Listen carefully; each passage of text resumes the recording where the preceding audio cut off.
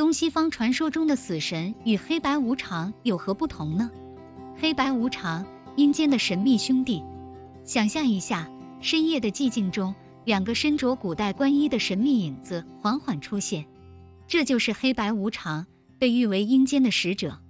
传说中，他们是结义兄弟，白无常名谢必安，别称七爷；黑无常则是范无咎，人称八爷。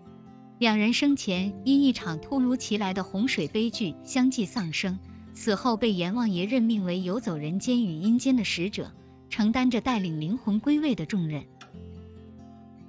死神，古希腊神话中的终结者。在古希腊神话中，死神塔纳托斯是一个神秘而庄严的存在，他是黑夜女神尼克斯和黑暗神的儿子，与睡神休普诺斯为孪生兄弟。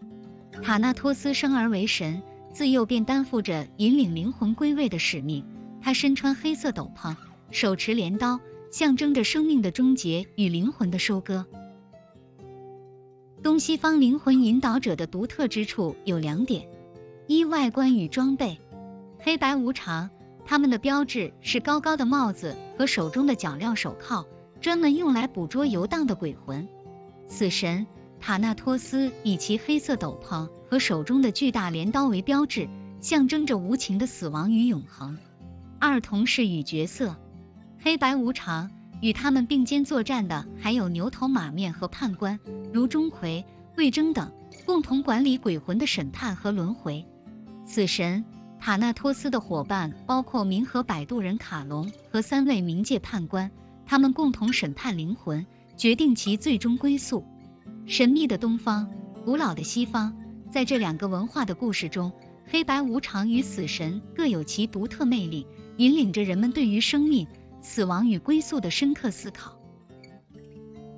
你好，我是安琪博士，以上信息来自网络搜索，不代表本人观点，如有误差请谅解。我的频道聚焦从宇宙的宏观而非微观的任何宗教、种族、文化或价值体系等人为的思维定式角度，协助不想被无形宿命掌控的个体探索如何能跳出思维局限，为自己的永生永世的福祉来规划当下的人生，避开人生的苦难，超越生死，掌控转世轮回。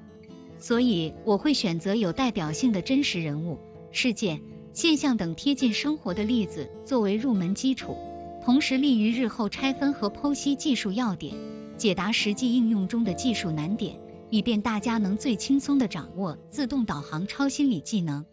我从中国的清朝初期那一世肉体死亡之后，灵魂，也就是我就一直被困在阴间，一直投不了胎。